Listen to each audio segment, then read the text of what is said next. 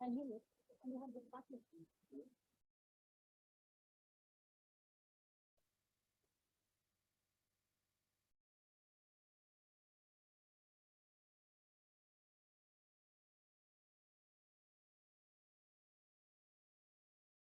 Okay. So you have all the slides here. Okay. So I would like to start the business session number 2. And I would like to make an announcement before the business session start, and that is we have been approached asking for whether the presentations, the PowerPoints, will be available, and all of them will be available for you. And also the plenary sessions taking part, they have been recorded, so they will also be available as film. So you know that. And for the next session tomorrow, that you don't have to take notes. You will know that you will have the PowerPoints. I wanted to make that. So if you meet other people, tell them that we will make all the PowerPoints available. So let's go then to the business session number 2. And we have some items to adopt. We also have, after that, we have the election and how to go forward with the election. But I would like to start with the IAU strategy, which is the document which the board is following and from which we have the work then being done. And I would like Hilish, the Secretary General, to present the IAU strategy. And thereafter, that has to be adopted by the General Conference. So I leave the floor to you.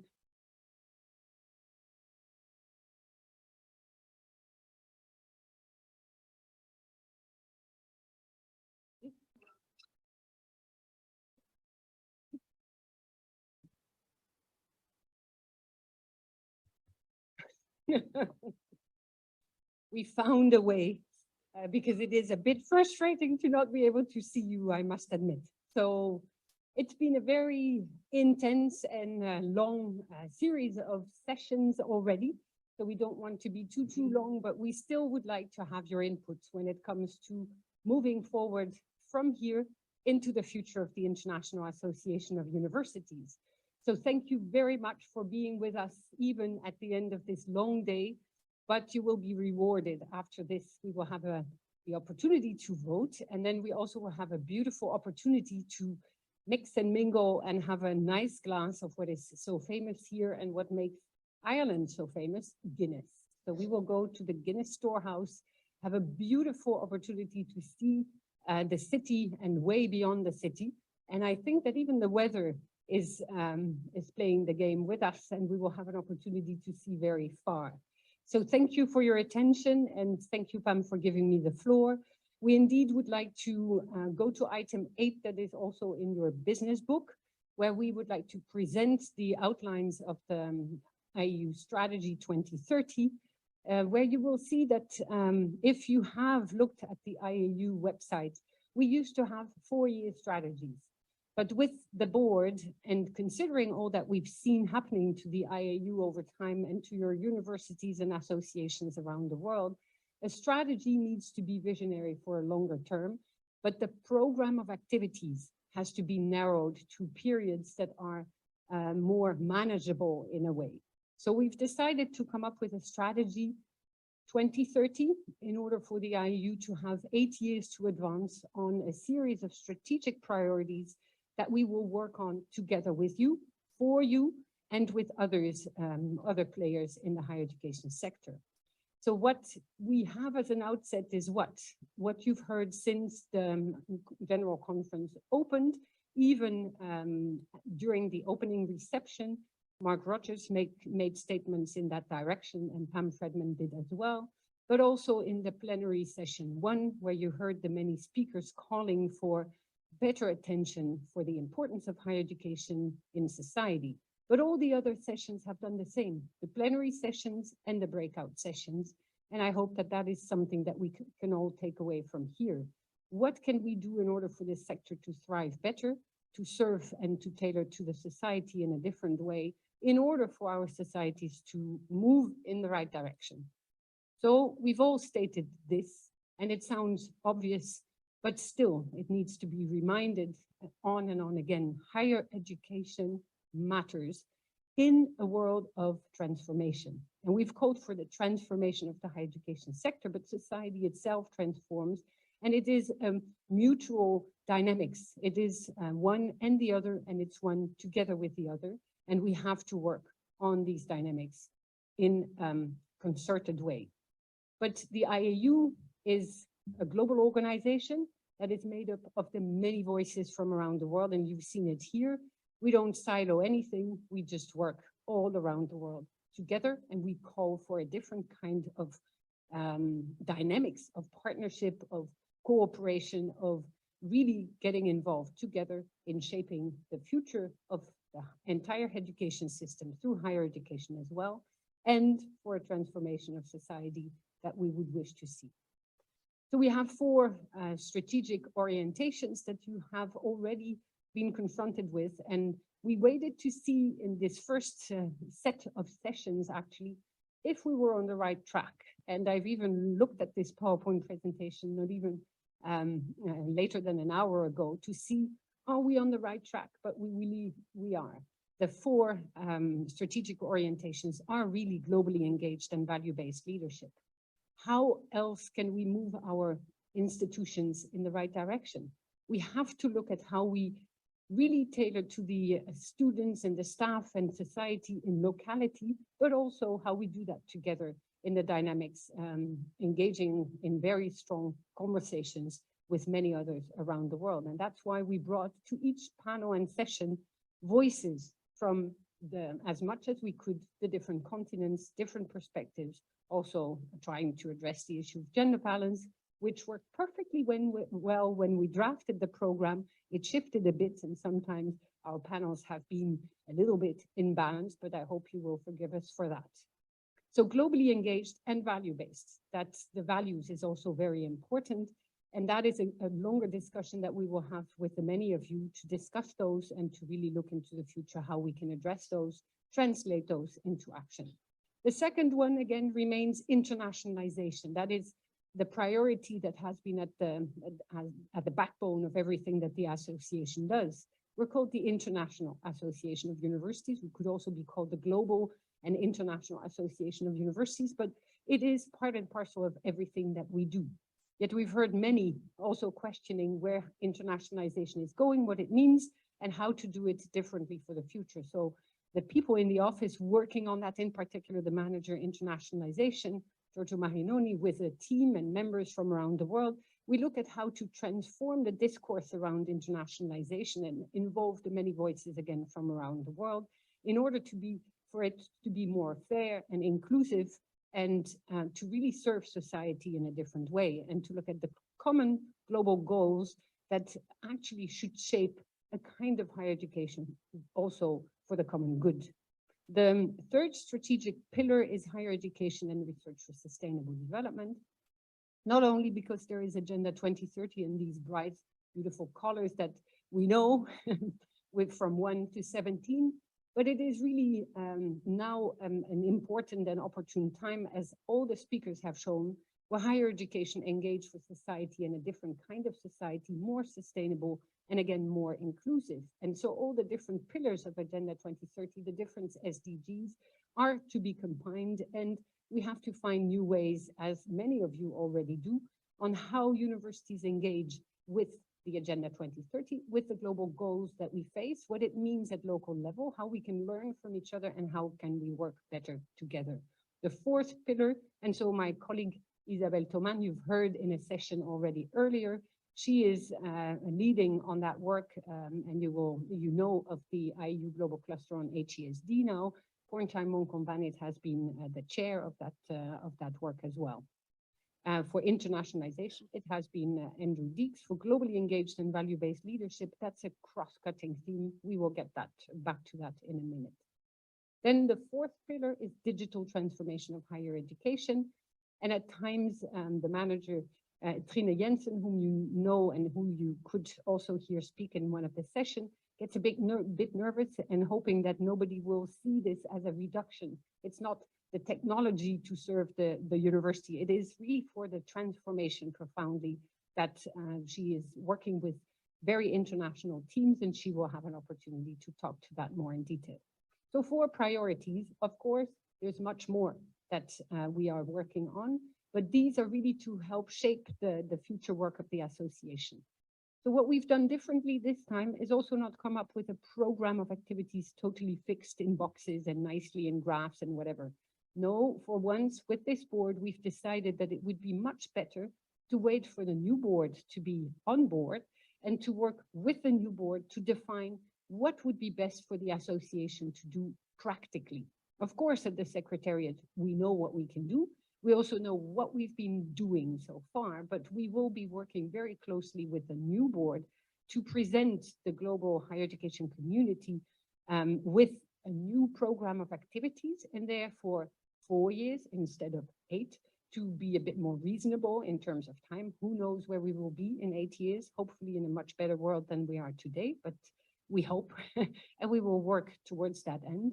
But we need to develop a program of activities that will make the difference for the many and where we can work together in a very constructive way. So that is where you will not have information today. You have the strategic orientations, not the definition of our program of activities per se. So co-creation is what we want to also put in action right away for moving forward. So the International Association of Universities I presented, and many of us have presented over the last few days, but still this morning somebody asked, but where are you based? Well, we have been founded by UNESCO in 1950. We are bringing together as members more engaged 600 institutions and organizations from around the world, and in particular from 130 countries. We want to grow that membership, and we will count on you to help us grow so that we are becoming even more representative in the future. And so where are we based? So if I ask around the room, who would know where we're based if you're not from the IAU? Would anybody want to say where are we based? In Paris, yes. We're based in Paris at UNESCO, on UNESCO premises, so at the headquarters, but we are rigorously independent. And that independence is on purpose, and that's how we've been called into life by UNESCO, and actually in Utrecht, and I see a few colleagues here. In 1948, the Dutch delegation to UNESCO asked the many delegations to come and meet in Utrecht. And the idea was to then draft something that would be a United Nations of Universities and translate it into what it is today, the International Association of Universities. So we celebrated 60 years of the IAU not so long ago, with a very nice number 60 on the floor with all of you in there, and that we photographed from the Dom in the city center and part of the university. And we've recently celebrated 70 years of the International Association. So we're moving into the future with you, but still reaffirming each and every time this important link to UNESCO, yet our capacity also to respond to governments, because you know, UNESCO is intergovernmental and we are interinstitutional, and we have all the voices from around the world who can make a difference and respond also to different dynamics and transformations that are taking place at national level with governments and regional level. So we are apolitical, and yet, as also somebody has said, we're not far from the politics either. So it's very important to always reaffirm the values upon which to build the kind of higher education we wish for the future. And for instance, to position university autonomy. I think it was latest the colleague from Tunisia who said in Tunisia there is no real autonomy of universities, and very difficult to tailor to the needs of society if the institutions don't have the right to define themselves what kind of an education we want to have. And then also to provide for the grounds upon which to develop it properly, so that people are proud to become professors, be part of the research teams, develop the kind of education that we need to move into the future. Very different from Roskilde, for instance, where the autonomy allows to go in a totally different direction. So if we discuss these matters together, we have these examples, we can bring each other in touch with also those who decide, and we can make that case through the various forms and shapes of our communication strategies, then we have an opportunity to shape this future together even better. So the values are these, and they are with this cercle, the circle that you see as well. They're interdependent. There's none that you can do without the other. So it is really about academic freedom and institutional autonomy that we want to talk when we talk about the kind of education we wish for the future. We want to have ethics, integrity, equity, solidarity, and cooperation, but not just any kind of cooperation. We want this fair and inclusive type of cooperation. There's a global responsibility of universities to respond to the local needs. So it's always this complementary dynamics of the global and the local, which some call the glocal. But we have to really work on those dynamics constantly and think, who do we work for? Who do we work with? And what do we work for? There's this strong appreciation of diversity, even when we bring people to our universities everywhere in the world. Everybody has a voice at the table. So we have to find new ways also to include these different voices coming to any of the universities, to UIN, to Cuba, or to the University of Andorra, or to any of the universities. Your student body is already rigorously international. And why not use that as a first step into international collaboration and understanding and appreciation of the diversity? And that will help enhance the quality in learning, in research and outreach. And I'm not saying it, you all said it throughout this conference, in the presentations and in the discussions and over coffee breaks and the lunches. So the quality is at the heart of everything, and that's where we have to work together in order to really see what quality means. There's no one definition, there are many. And also quality needs not to be defined from one part of the world or the other, but this is also a co-creation in itself.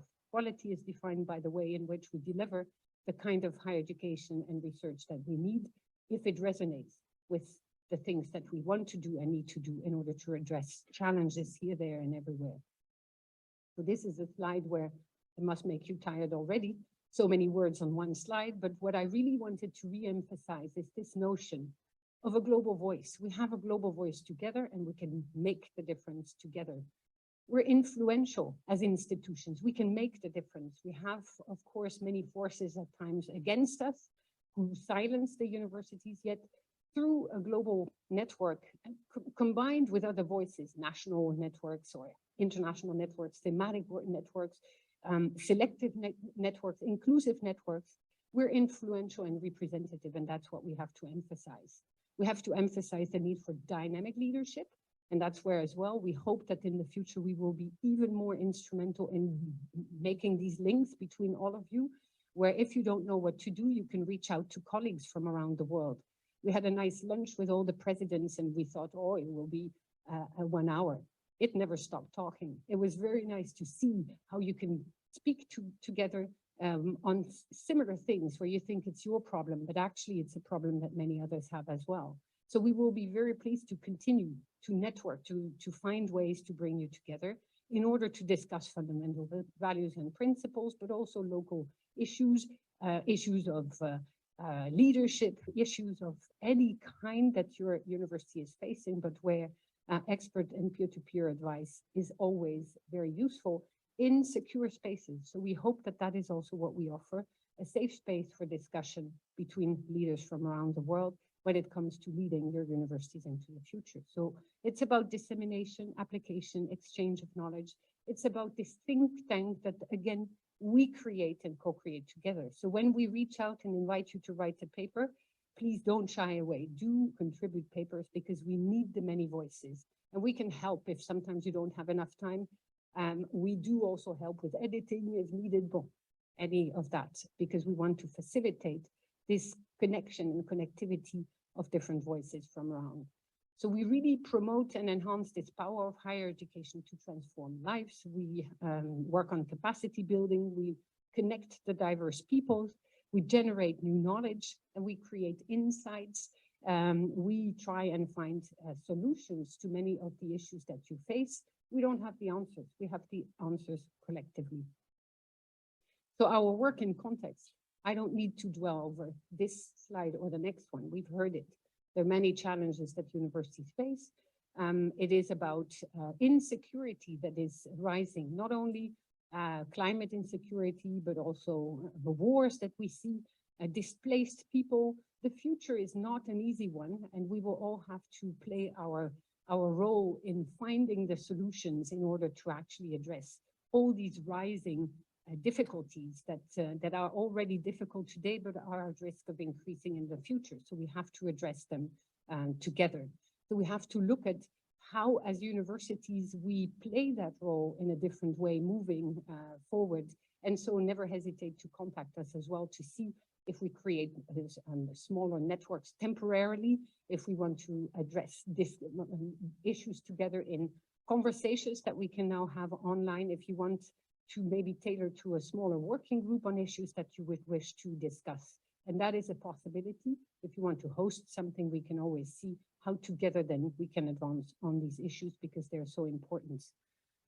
So we have to also break this away from this incredible world of competition instead of cooperation. Very difficult. And there are many of you that I have read recently in order to find inspiration, where I see there is this wish to also break away from competition. Yet for many, it is so difficult. We've heard the R word many times during the conference. And so rankings and competing and who's best. I think everyone's best in its own locality. We know that for individuals, institutions, it's exactly the same. But also we have these imperatives from governments. It's linked to funding, it's linked to many other things. But let's try and also define new ways of evaluating what we do, new merit system, new ways of finding the values of the universities and defining it. I know I have to be much faster, but I've also been invited to speak slower. So it's also there a competition of what we need to do. But I think we need to really multiply our capacity to act or maximize on our opportunities by working together more. A university is really about freedom, respect, and responsibility. It's freedom to explore and express ideas, respect the views of others, responsibility to use knowledge for the wider benefit of society. That's what we state. That's where we want to go. So here I will go through the slides. You have seen a bit of it at the beginning, but we also know that the value of pedagogy is in repeating. So here you have it again. And so these different slides just reaffirm the fact that we will be working on these different issues together with you. We each time have a strategic objective, what we wish to do, and we will advocate for all these different priority areas. We will develop and continue to develop think tanks and global hubs, monitor and disseminate what is happening, and we will build capacity. And this is a bit recurrent in all the different priority areas of work, and we will do that together. And then we have specific actions that we can then also develop, and that is with the new board. So internationalization for society and the global common good, same strategic objectives. The lines of actions are really to see how we transform the understanding of internationalization, how we work on it, and how we move into the future. Similarly, HESD, similar strategic objectives, also always to develop research. So we know there is a certain fatigue when it comes to surveying everything that is happening. We will be very careful with sending out surveys, not too many, but we also see the value of global surveys. You will be faced with surveys within your institution, within your region, but it is very important to aggregate that at global level as well, so that there is an understanding of where we stand all together. So we have an ABC strategy that I stole from a song, but you can imagine which one. And so it's really to advise, to advocate, to build these synergies, to communicate and convene. But I could have put that on the other slides as well, because that's how we work together. The digital transformation, here we will have a very specific example of how the universities of the world have worked together and how under the leadership of Trine Jensen, who's the manager for the digital transformation of higher education, she has harnessed the different views from around the world and developed jointly with the expert a policy statement on transforming higher education in a digital world for the global common good. And the lines of actions will be linked to those, and that's what Trine will show in a minute. So we have a global network. You see on the screen where we want to go. I think we need to really expand the membership in order to make sure we have the right voices everywhere from around the table. We have this sense of community. Yes, I know I have to stop. We have to strengthen our partnerships and develop strategic priorities also with the resonance at the local level. But we have this capacity to do it together. So we have many tools that you can explore further online, and we hope that these are still the right ones. But what we would wish to hear from you is where we can go. So already a few people in the audience have come up to me and said, could you do this? Could you do that? And we will be very pleased to explore all these many different suggestions on how we move towards the future. So this is really where we want to go together to build this global voice of higher education and develop a better society for today and for tomorrow. So this is it for this item. I hope we can adopt the strategy.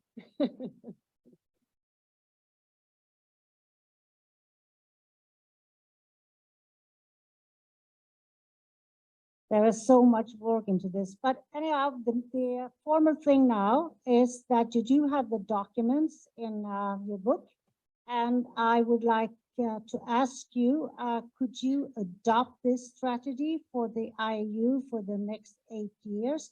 And also remember that the work plan according to this strategy is going to be worked out by the new board, which we will have from tomorrow. So can we adopt this strategy? Right.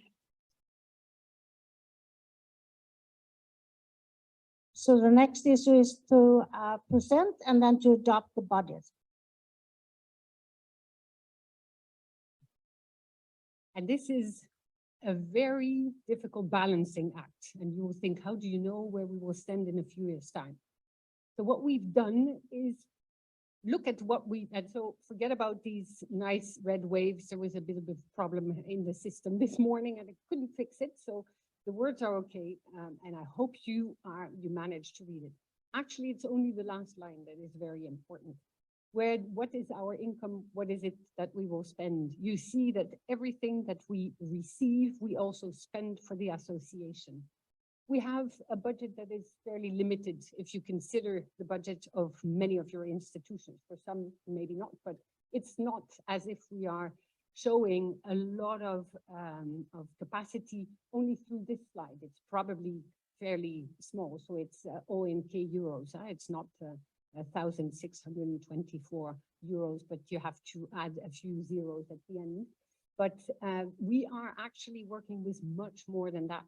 We are working with you, with the capacity you give the association when you host us, when we're here, for instance. So it's really an opportunity to have this as seed funding for everything that we propose in the strategic plan.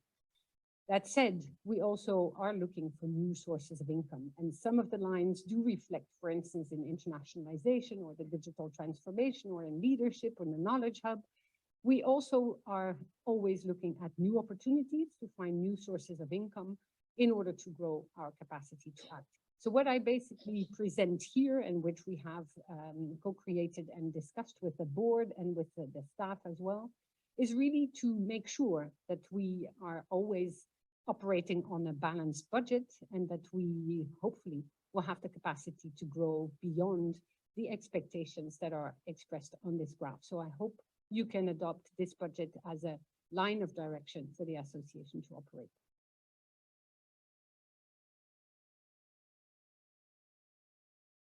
So is there any questions regarding the budget that you would like to raise before going to the adoption? Please raise your hand. I don't see any hands. So can we adopt this document, the budget?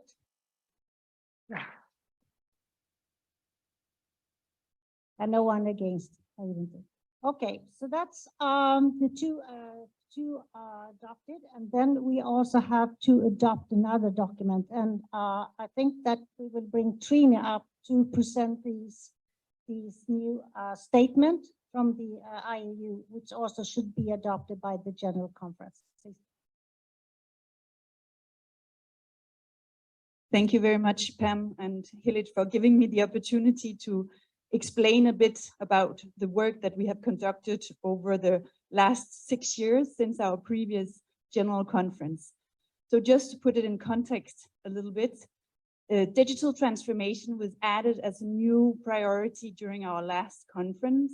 And there was a call for a new policy statement to kind of set a vision and ambition for what we need when we talk about digital transformation.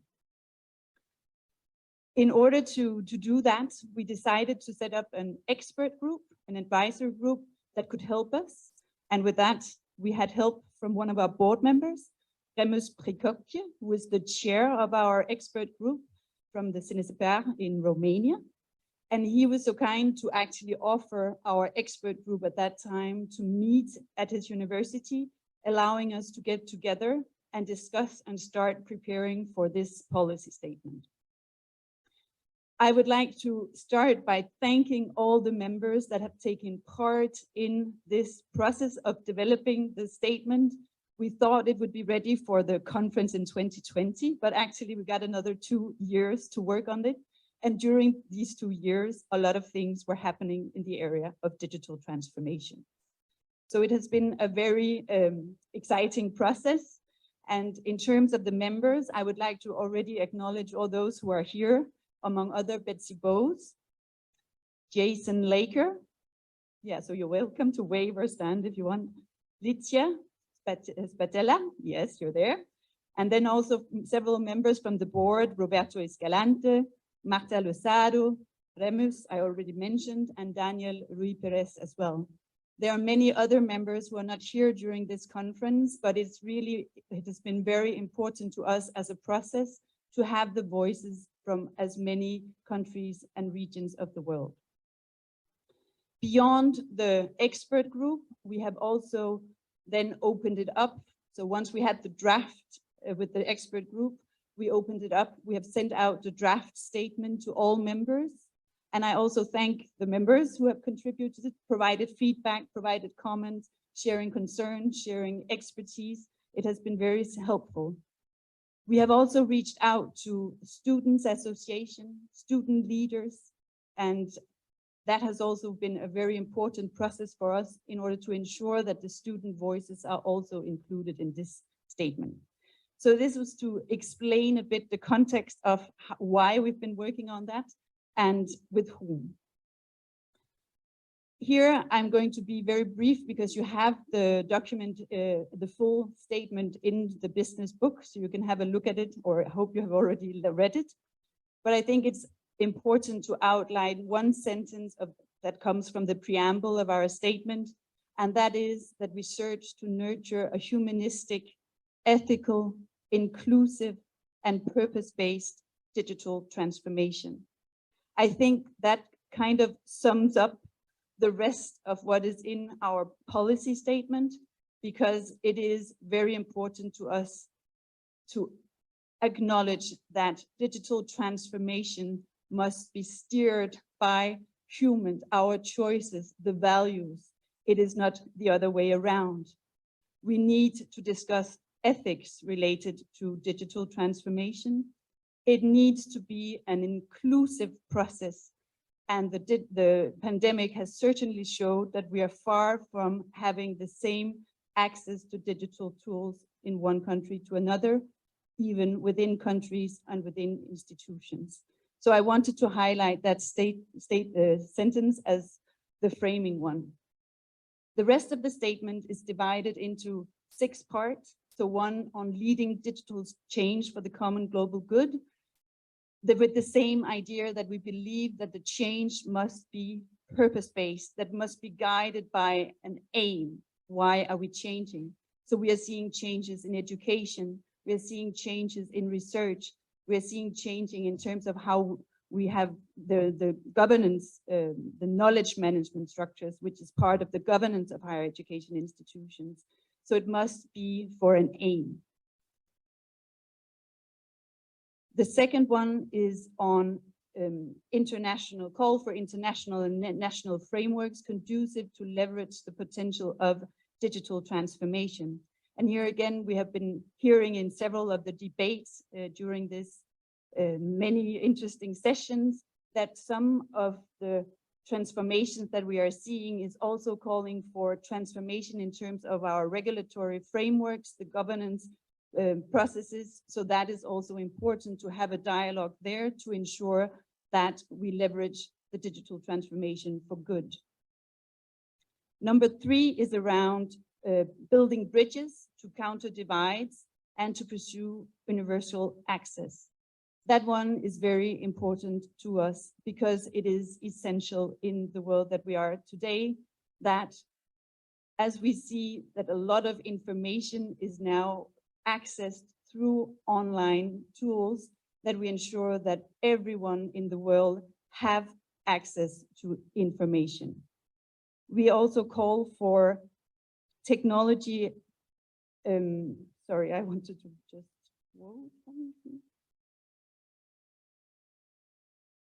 Well, basically what we wanted to say is that we believe that access to technology, accessibility and affordability to technology must be a human right. Another aspect that we found important to highlight as a separate section is to foster ethical and responsible conduct and dialogue. Extremely important as we have norms and values in terms of how we interact and we are in the real world, if you want, in the present here. It is likewise important that we have norms and way of conducting ourselves in the online space. So that's a section particularly highlighting that part. Finally, we also have a section for looking more at lifelong learning, professional success, and engaged democratic citizenship, because we are in a world that is changing and where digital tools can also help support giving access to different opportunities in terms of learning throughout life, and where online education sometimes provide more flexibility that allows the learners to learn throughout life. The final section is on advancing together, and that's what Hillage was saying. In terms of international cooperation is absolutely essential that we work together. And in one of the sessions that we had yesterday, looking at unlocking the sciences, there was a question for the floor saying maybe we as IAU should come together as a group and help contribute to the movement towards open science, for example, bring back together our experiences, bring together the conversation so that we help contribute and proactively contribute to shaping that agenda. So this was just one example out of many, and this is what we are aiming to do with this policy statement. So I think I'll stop here, Pam.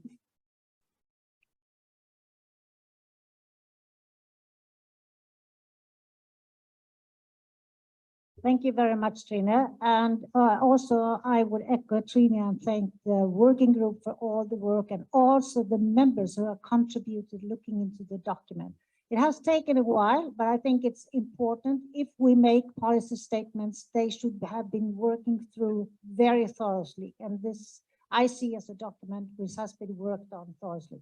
So can we adopt? Is there any question before I ask for adoption? No. Then I ask you, can we adopt this policy statement?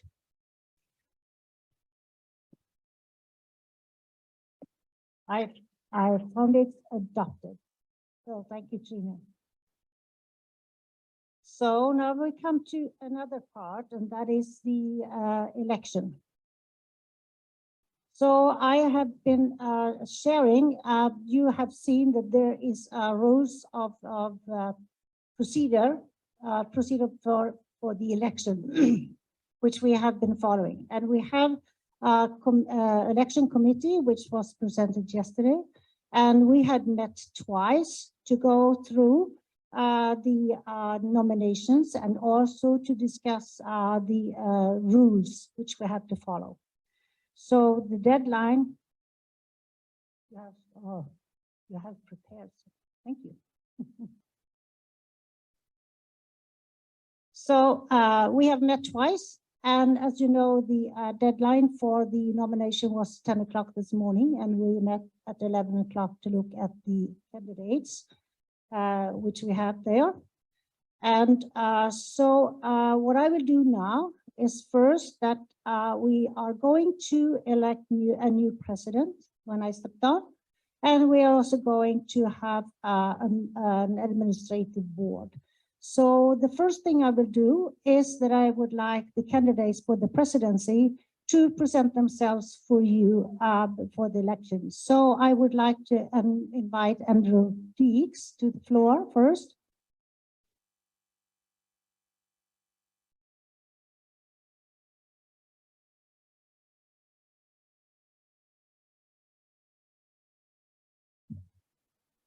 Thanks very much, Pam. So, standing on this box, I'm a little tall. I think I've got this sorted out. Thanks very much. So it's a privilege to stand before you as a candidate for the presidency of IAU, particularly after it has been led so ably by Pam for the last 6 years. I thought I'd start off by telling you a little bit about my career track record and how that fits in with the requirements for the president of the IAU. So as some of you will know, I grew up in Perth in Western Australia and graduated from the University of Western Australia with a degree in civil engineering. After a couple of years in industry, I kind of got bored with that and went back to university to start a master's, got involved in tutoring, and found that the university environment suited me. So I went on to do a PhD and then became an academic, but kept up links with industry during that time. I went through the academic ranks and became professor and then took on the role of head of school when it became my turn. It was a role that I enjoyed, that academic colleagues within the school seemed to enjoy the leadership that I gave. But after 5 years, I felt that I'd probably done as much as I could with that school. Now, while I was head of school, then I was instrumental in setting up partnerships with industry internationally and particularly establishing some joint programs with China. Following that, I moved to Durham University in the UK, where I was Pro Vice Chancellor of Science and a member of the senior executive team there.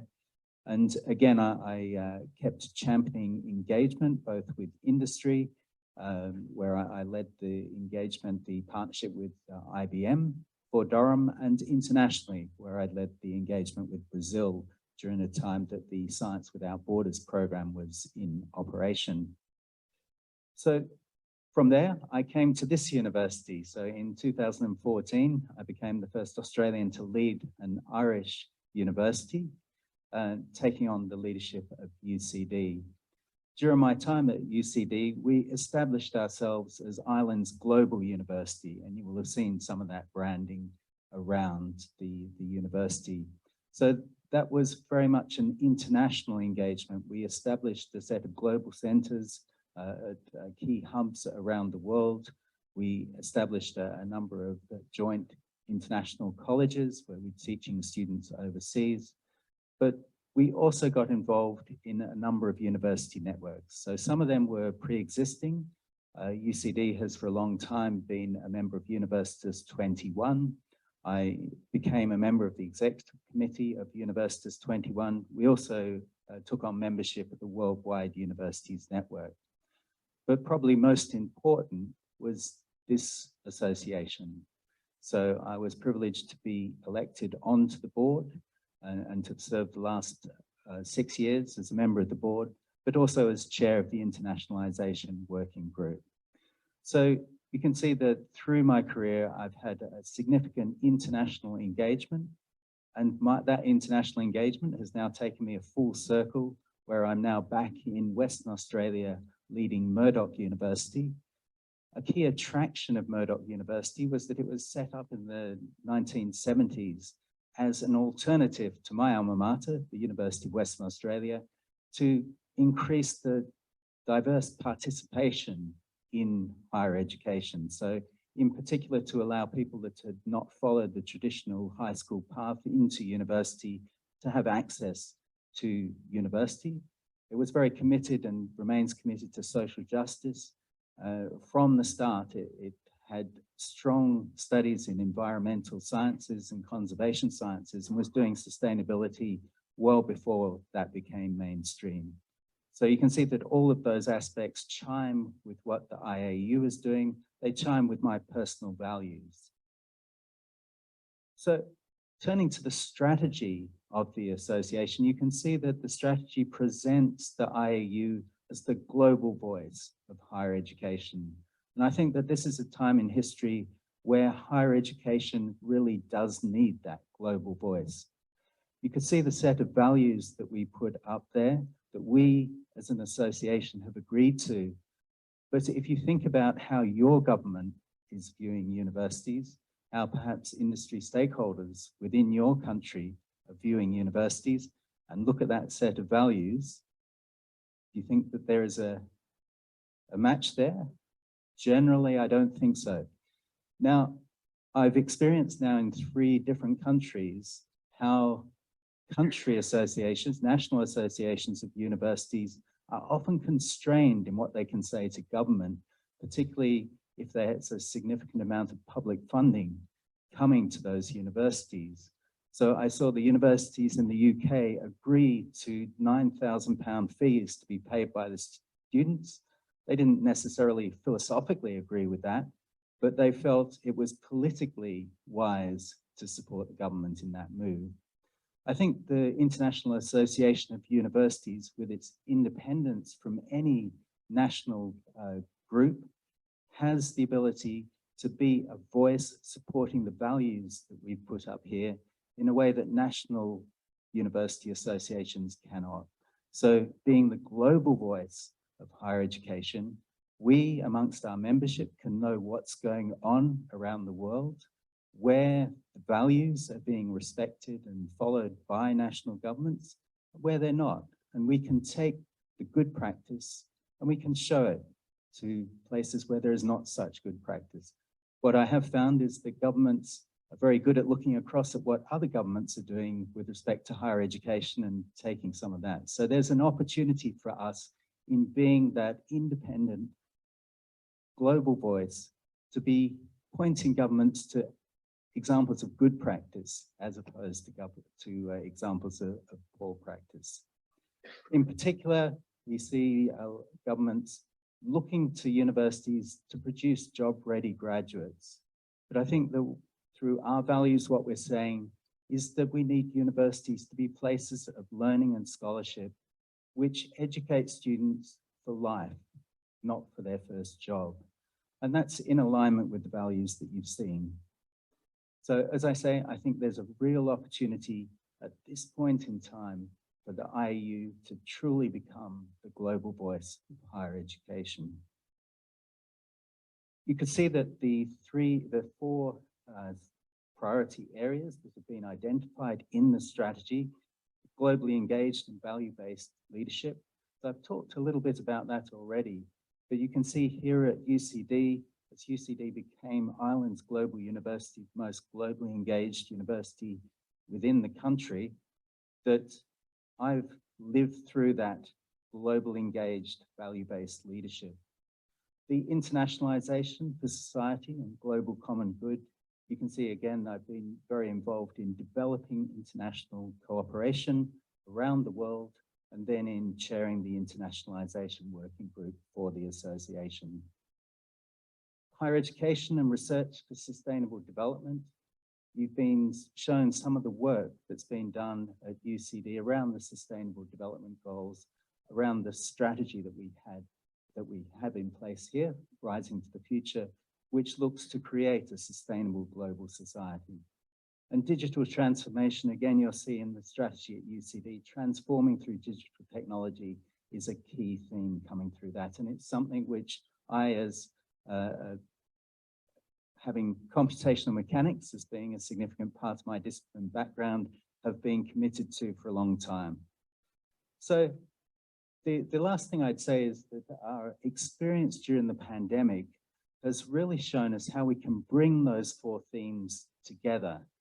And while we've seen presentation in terms of what we can do along each of the themes, I think there is also a real opportunity to put in place initiatives that cut across those 4 themes and unify them together.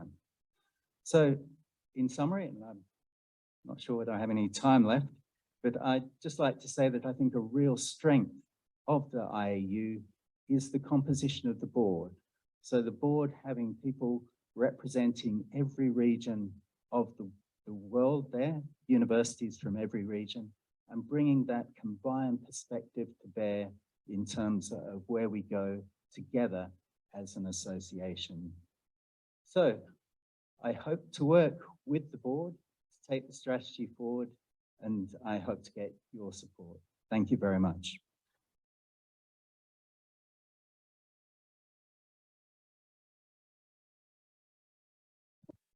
So thank you very much, Andrew. And I would like Ponchai, my current vice president, also come up.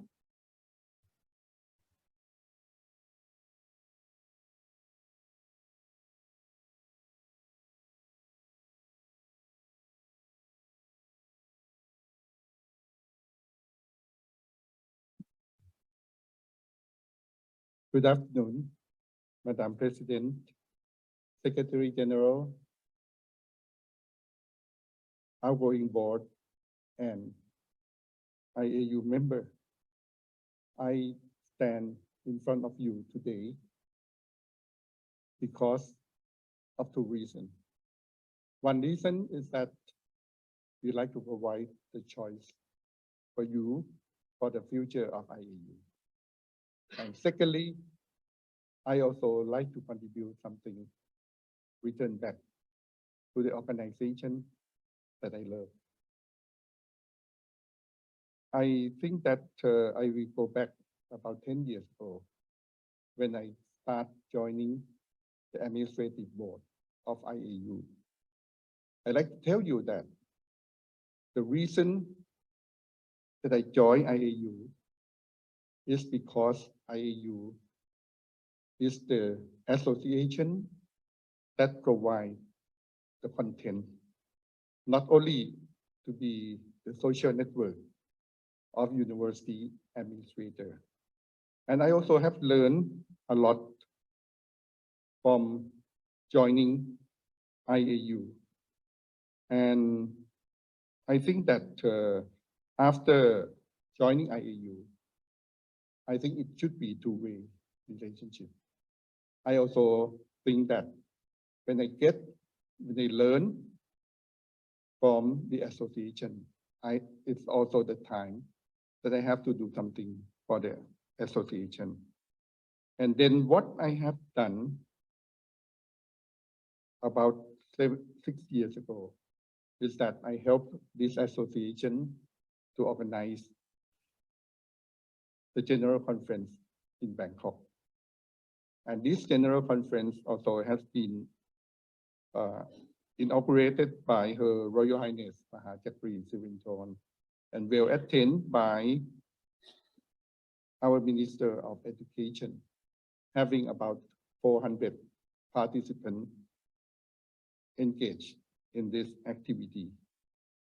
And secondly, I'm also very proud to be assigned to be the chair of higher education for sustainable development. Having 80, if I'm wrong, please correct, or 80 universities that are our member, working together toward the sustainable future and transformation of our university.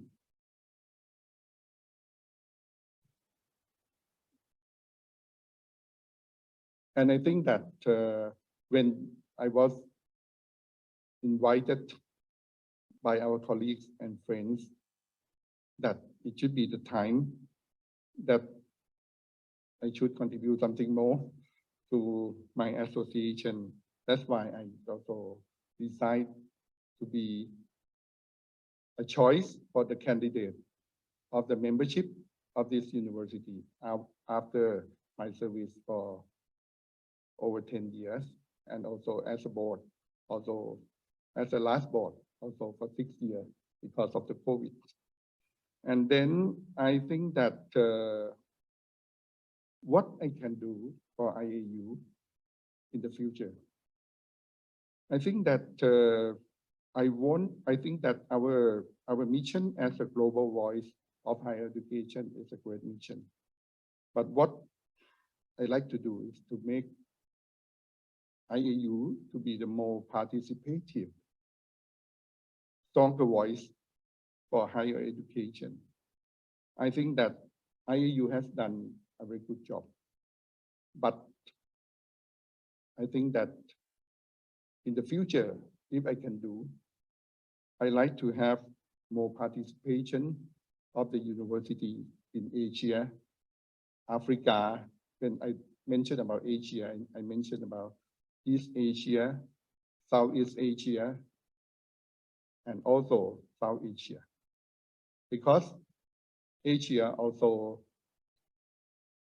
contributed a lot for higher education. We have a lot of students, we have a lot of institutions, and I also like to see more balance in our association. We can learn from the wisdom, from the success of Europe. But we also looking forward to be more balanced, to learn from Asia, and also to work in the more balanced way. So this is one thing that I think that we like to do. And how to do this? I think that in order to do this, we also have to connect the IAU with a lot of existing network, especially the network of Asia, Africa, and other regions, to make our voice to be a more balanced, more participative voice. So I think that this is the first thing that if I'm elected, I like to do and contribute to this in order to really make a stronger voice to talk to, deliver to our government, to deliver to policymakers, as has been said by Andrew. And secondly, I think that we also like to working together to transform higher education by using the concept of higher education for sustainable development. We try to expand our network of 80 universities to do more things, and also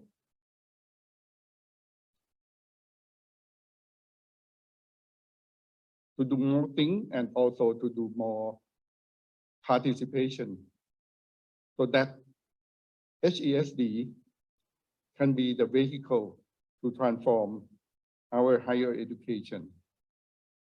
And in addition to this, we also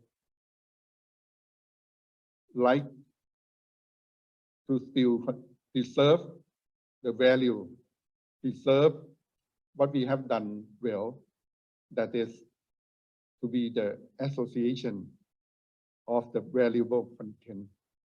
The association that everybody, every institution, whether it's a big institution, small institution with long history, can learn from each other. I believe in diversity. I think that we will be learn more by the different. So I think that this is our plan if I was elected to be the leader of this association. And being the leader is being the servant of every one of you. I will listen more and learn more from each of you. And I wish that IAU will be a better association, a more participative association, and be the agent for change. So thank you very much, and I count the support from every one of you. Thank you.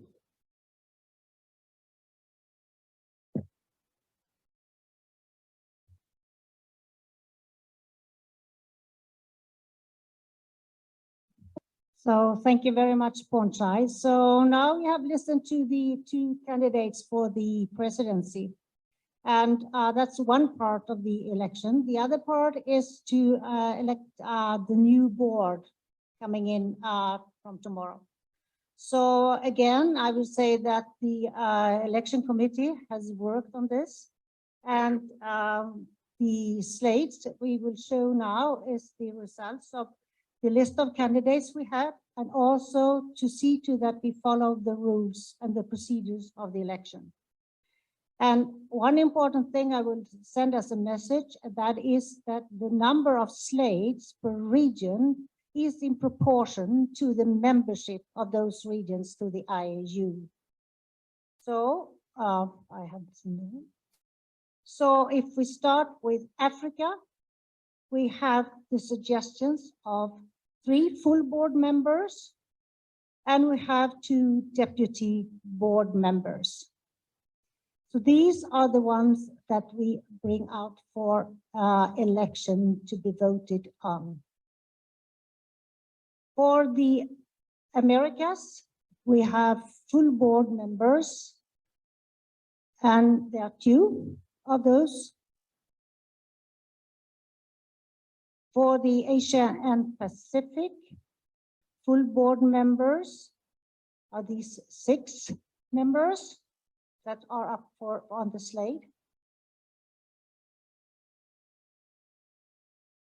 Europe, these are the full board members on the slate.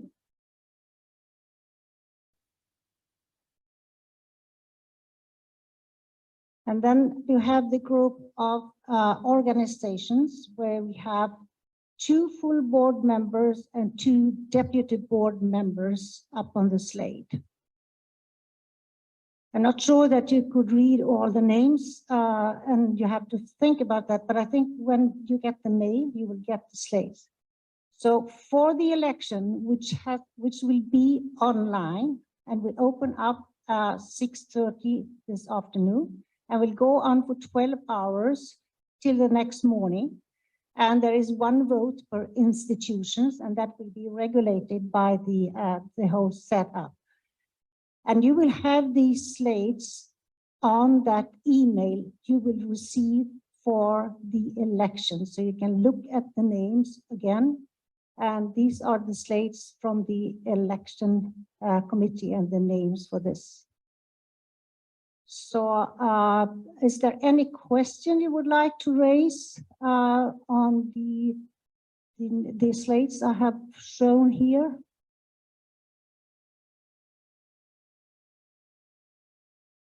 It's open for you to have any comments, and I might go backwards again for you to look, but you will have the names in the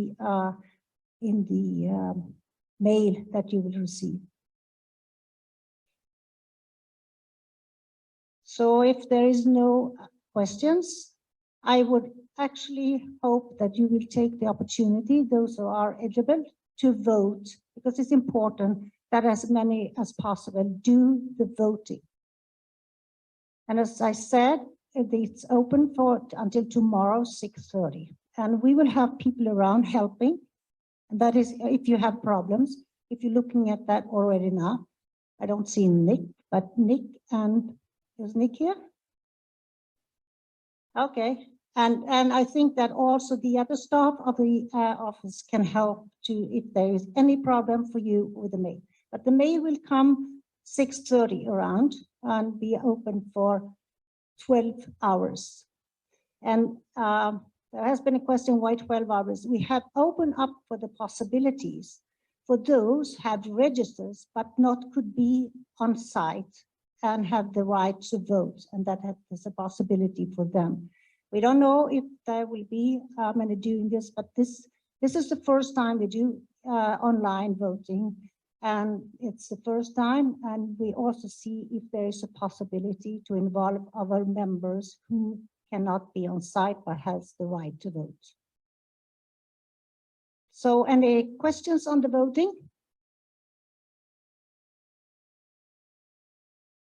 No? And I really hope that you participate, and we will come back from the election committee. Together with two scrutineers, will look through that the procedure is done all right, and also that the numbers of votes and the outcome will be correctly done. And thereafter, at 9 o'clock, we will have a new business session, and we will present the members of the new board and the presidents. So that's the end of this business session, and we will see each other tomorrow. So thank you.